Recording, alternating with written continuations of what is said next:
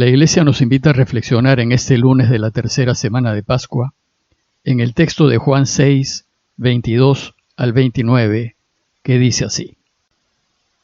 Después que Jesús hubo saciado a 5,000 hombres, sus discípulos lo vieron caminando sobre el lago.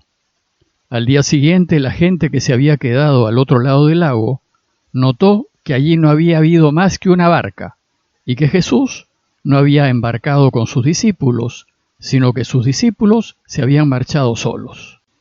Entretanto, unas barcas de Tiberíades llegaron cerca del sitio donde habían comido el pan sobre el que el Señor pronunció la acción de gracias.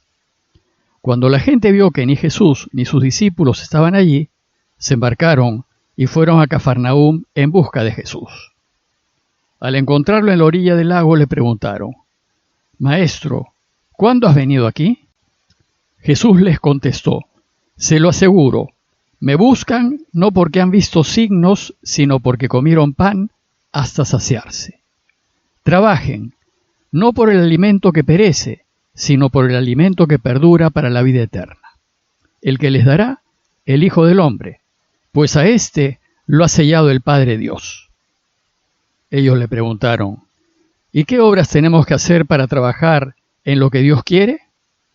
Respondió Jesús: «La obra que Dios quiere es esta, que crean en el que Él ha enviado». Después del paréntesis que tuvimos con el signo de Jesús caminando sobre el lago, hoy retomamos las enseñanzas de la Iglesia acerca de la Eucaristía. Esas enseñanzas empezaron con la multiplicación del pan, a unos 5,000 hombres y sus familias, a partir de 5 panes. Y a causa de ella, todos pudieron comer hasta saciarse, pero además sobraron 12 canastas llenas. El texto de hoy empieza recordándonos este hecho. Dice así: después de que Jesús hubo saciado a 5,000 hombres, sus discípulos lo vieron caminando sobre el lago. Tanto el signo de la multiplicación del pan como el del caminar sobre el agua muestran que Jesús es el Mesías, Dios y Rey, y que es capaz de satisfacer todas las necesidades del pueblo y derrotar a las fuerzas del mal. Recordemos que luego de la multiplicación de los panes, la gente reconoce que Jesús es el Mesías que esperaban y que en él se cumple lo que profetizó Isaías, que cuando llegue el Mesías, el pueblo no solo no pasará hambre, sino que además será completamente satisfecho con sabrosos alimentos. Y entonces corre donde Jesús para proclamarlo rey.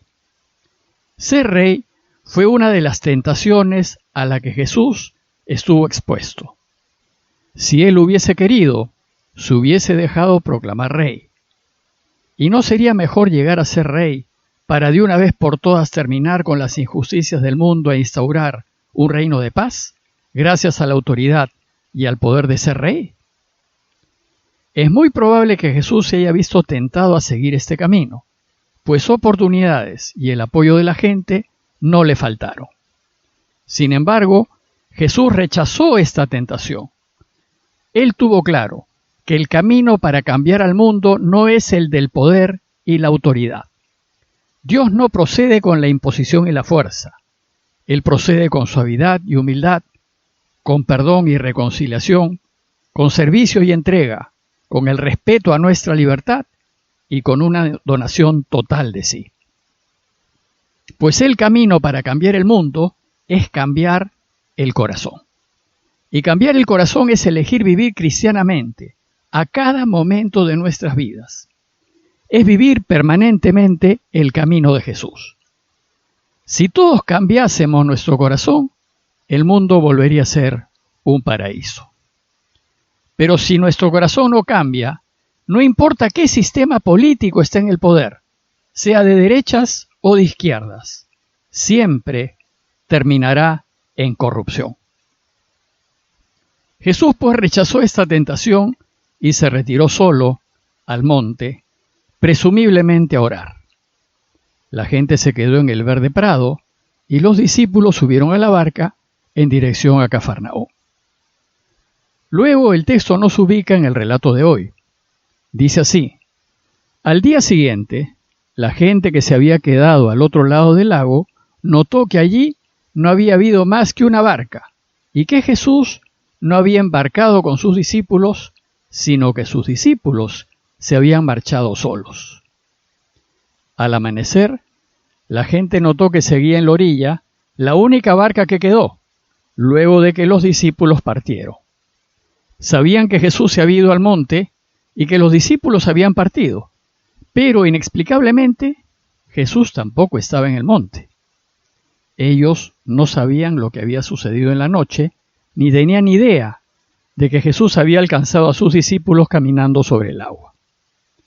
Y dice el texto que, entre tanto, unas lanchas de Tiberíades llegaron a aquel sitio donde habían comido el pan, sobre el que el Señor pronunció la acción de gracias. Tiberíades fue la segunda capital que construyó el rey Herodes Antipas. La primera fue Séforis, y la construyó a orillas del lago y la llamó Tiberíades en honor al emperador romano Tiberio. Era una ciudad con cultura griega y costumbres romanas, y los judíos no la querían. Está justo frente a Cafarnaúm. Incluso se puede ver desde Cafarnaúm. Sabemos que Jesús visitó muchas ciudades de Galilea, pero, y no obstante estar tan cerca de Cafarnaúm, los evangelios nunca nos dicen que estuvo en Tiberíades. Y esta es la única vez que los evangelios se refieren a esta ciudad. Y solo nos dicen que llegaron algunas barcas de esa ciudad al lugar en donde Jesús pronunció la acción de gracias. La acción de gracias era una manera que tenía la Iglesia, y que tiene la Iglesia, de llamar a la Eucaristía. Pues Eucaristía quiere decir dar gracias, y viene de dos palabras griegas, eu, que significa bueno, y charis, que significa gracia. Eucaristía es pues dar gracias, dar buenas gracias.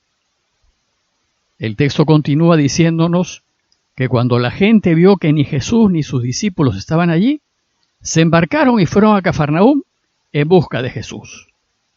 Ellos sabían que los discípulos se habían embarcado hacia Cafarnaúm y se fueron para allá.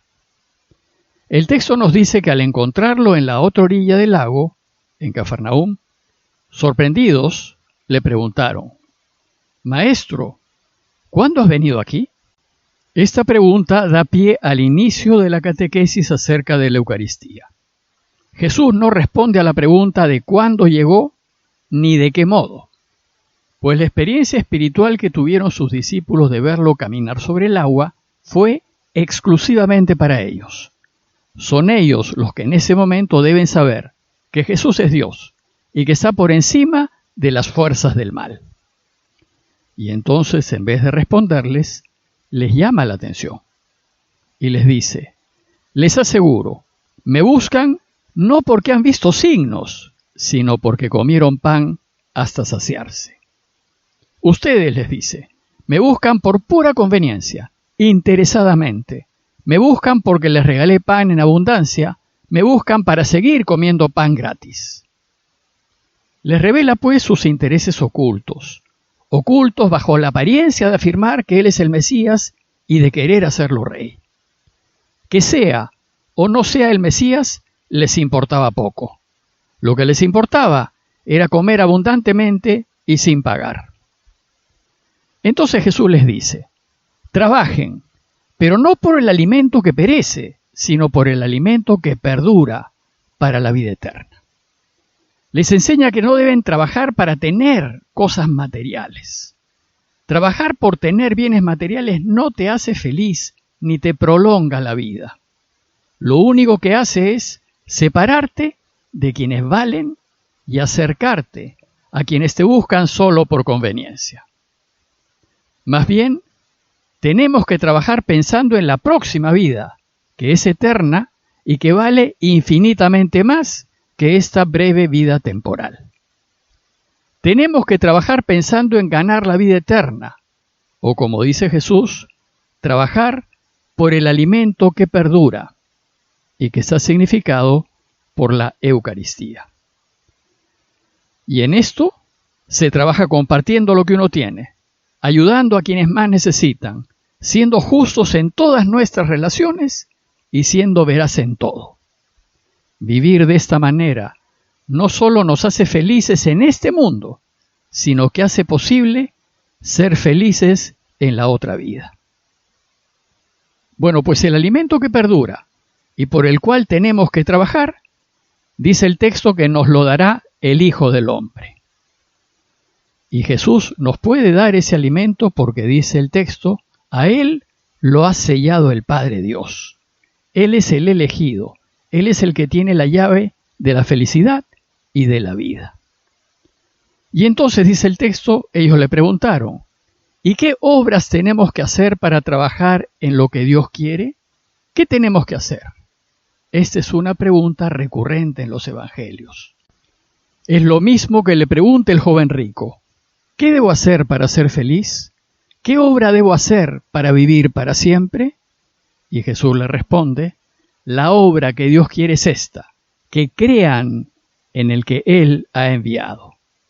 Creer en Jesús no es algo pasivo y que toca solo la mente. Es algo activo y que toca el corazón, que nos mueve y nos pone en marcha. Creer en Él es hacerse discípulo suyo y vivir como quiere que vivamos. Es hacer por Él. Creer en Él es comprometernos existencialmente con Él. Es arriesgarnos y apostar por su camino. Es jugarnos completamente y donar nuestras vidas por su causa. En resumen, Jesús nos pide entregarnos en cuerpo y alma a hacer la voluntad de Dios. Como conclusión, los invito a hacernos algunas preguntas. Primero, ¿en qué ocasiones buscamos a Dios? ¿Lo buscamos siempre que podemos por gratitud y cariño? ¿O lo buscamos solo cuando estamos en problemas y en dificultades, cuando estamos enfermos y en peligro o pasando problemas económicos? Segundo, ¿y por qué lo buscamos? ¿Porque lo queremos y deseamos su compañía? ¿O por conveniencia e interés y para que nos ayude y nos saque de aprietos? Y tercero, ¿qué tanto me comprometo con Él? ¿Qué tanto me arriesgo a vivir su camino? ¿Qué tanto creo en Él? Pidámosle a Dios su ayuda para que nuestra motivación para buscarlo sea pura, sin mezcla de interés alguno y solo por querer estar con Él y vivir su camino sin esperar favores. Parroquia de Fátima, Miraflores, Lima.